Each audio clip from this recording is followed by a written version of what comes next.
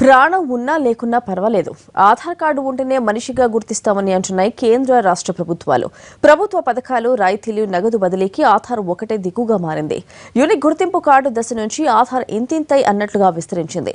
Card కోసం కోటి కష్టాలు ఎదుర్కొన్న ప్రజలు దాన్ని వివిధ స్కీములకు అనుసంధానం చేయడానికి ఆఫీసుల చుట్టూ కాళ్లు అరిగేలా తిరిగారు. మొత్తానికి సుప్రీంకోర్టు తీర్పుతో ప్రజలకు ఆధార్ పీడ విరగడైంది. మరి ప్రభుత్వం ఏం చేస్తుందో? వ్యవస్థను సరిగ్గా నడపడంలో విఫలమైన పాలకులు కొత్త ఆలోచనలు చేసి ప్రజలను ఇబ్బంది పెట్టడం అనేది తొగ్లక్ కాలం నుంచి బాగా పాపులర్ అయిన ఫార్ములా. ఇప్పటికే భారతీయులకు రకరకాల గుర్తింపు కార్డులున్నాయి. ఇవి చాలవన్నట్టు ఆధార్ కార్డును తీసుకొచ్చింది యూపీఏ ప్రభుత్వం. మొదట్లో దీన్ని ఒక గుర్తింపు కార్డుగానే భావించారు.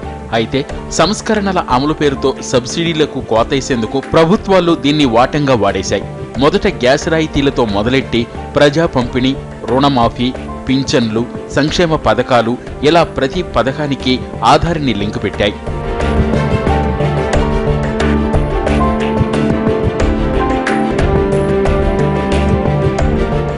దేశంలో 100 కోట్ల మందికి ఏడాదిలోపు ఆధార్ కార్డులు ఇస్తామని ప్రకటించిన 3 ఏళ్లకు కూడా దాన్ని పూర్తి చేయలేకపోయింది కేంద్ర ప్రభుత్వం.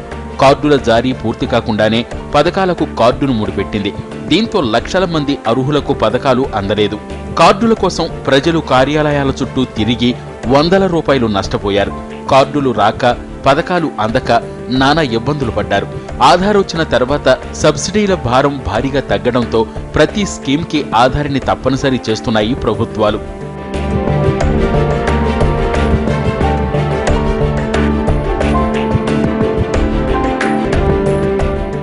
ఆధార్ విషయంలో సుప్రీంకోర్టు గతంలో ఆదేశాలు ఇచ్చినా పాలకులకు పట్టలేదు. ప్రజల్ని రాచి రంపాన పెట్టడానికి అలవాటు పడిన తోలుమందం బ్యాచ్కి అంత త్వరగా ఎందుకు తలకెక్కుతుంది? అందుకే సుప్రీంకోర్టు ఈసారి కఠినంగా ఆదేశాలు జారీ చేసింది. ఏ ప్రభుత్వ పథకానికి కూడా ఆధార్ కార్డుకు ముడిపెట్టవద్దని, దాని పత్రికలు, ప్రసార సాధనాల్లో విస్తృతంగా ప్రచారం చేయాలని ఆదేశించింది. పాలకులు ఇకనైనా కళ్లు తెరవాల్సిన అవసరాన్ని సూచిస్తోంది సుప్రీం ధర్మాసనం తీర్పు.